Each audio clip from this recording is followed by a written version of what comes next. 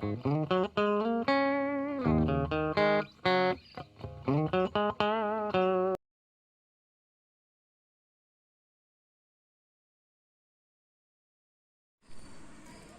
all.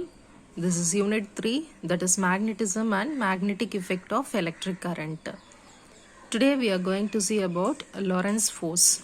So Lorentz performed this experiment and he derived the value F is equal to Q into V cross B. That is, if a charge which is at rest means there is no force acting over there. If the charge moves with some velocity means some of the force acting on it. So that he implies that F is equal to Q into V cross B.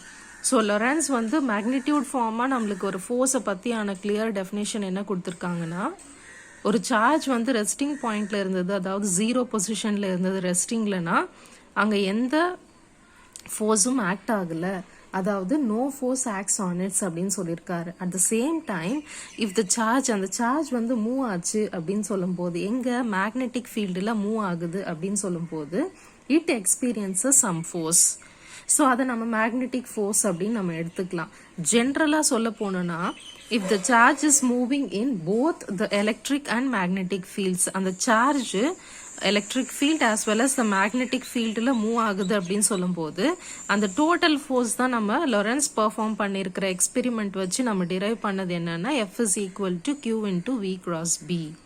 So this is the total force which the charge is acting, that is moving both in the electric as well as in the magnetic field. அது charge resting positionல இருந்ததுன்னா அதுல force act ஆகல. If it moves to some other distance in the in the magnetic field அப்படின்னு சொல்லும்போது it experiences some force.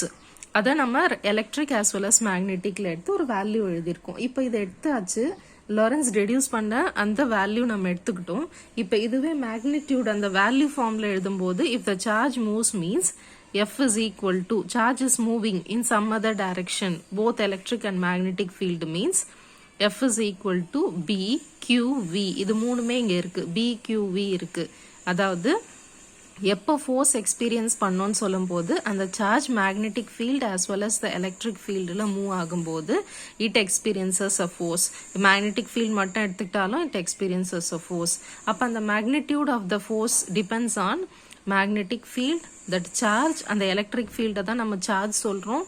Magnetic electric with respective velocity with particular angle, it depends on some angle. So F is equal to BQV sin theta. So இந்த formula base பண்ணி நிறைய problems நம்ம execute பண்ண போறோம். While referring that force depends on BQV sin theta, அதை நம்ம எழுதிக்கலாம். So F is directly proportional to force, is directly depends on, the first thing is magnetic field. Force is directly proportional to the charge, okay, and F, the total force, is directly proportional to velocity of the and the particle, okayங்களா. So magnetic field, charge and velocity.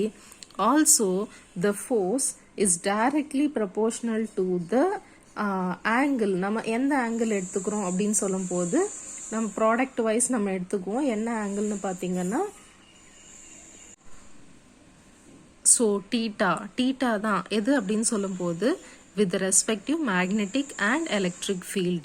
So F is directly proportional to B, magnetic field. Force is directly proportional to charge on the particle. Force is directly proportional to the velocity, and force is directly proportional to the angle, that is sine of the angle between velocity of magnetic field. So sine of the ஆங்கிள்ன்றதை இந்த இடத்துல நம்ம mention பண்ணியிருக்கணும். இதை நம்ம எல்லாமே எடுத்து point by பாயிண்டாக, இது actually it follows up to 7 points. Okay, so அந்த 7 பாயிண்ட்ஸ் நம்ம எழுதிட்டு பார்க்கலாம்.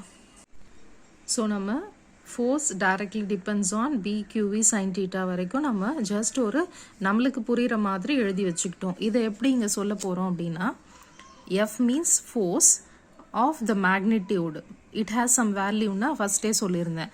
Force of magnitude is directly proportional to the magnetic field. So B எழுதிட்டோம் first. அப்போ இது over. Force directly depends on magnetic field. இது எழுதியாச்சு. Fm is directly, I mean force of the magnitude is directly proportional to the magnitude of charge. எதையும் depend பண்ணி இருக்கு அந்த force அப்படின்னா it depends on charge. Then force of the magnitude is directly proportional to the or depends on the velocity. It also depends on the charge of the velocity, and force of magnitude is directly proportional to the sine of the angle. It also represents the sine value of that angle between that charge moving with the velocity and magnetic field.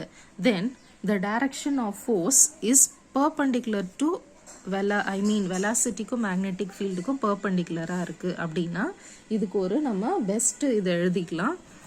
velocity and magnetic field. So நம்ம எழுதிக்கிட்டோம் இது charge.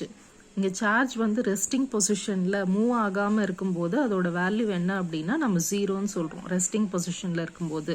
If charge moves with some other velocity, ஏதோ ஒரு வெலாசிட்டியில் move பண்ணும்போது some force is acting.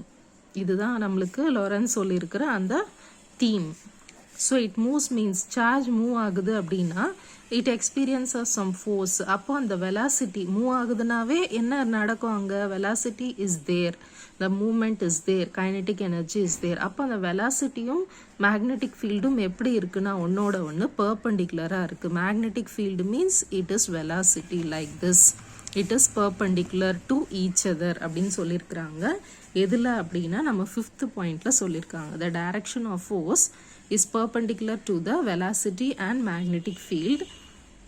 லாஸ்ட்டாக என்ன ஒரு டாபிக்னு சொல்லும்போது if the velocity of the charge is along the magnetic field, velocity of the charge is along the magnetic fieldனா அந்த சார்ஜோட அந்த மூமெண்ட்டு மேக்னெட்டிக் ஃபீல்டோட ஒத்து போகுது அப்படின்னு சொல்லும்போது அங்கே ஃபோர்ஸ் என்னவா இருக்கும் அப்படின்னா இட் இஸ் அப்சல்யூட்லி ஜீரோ.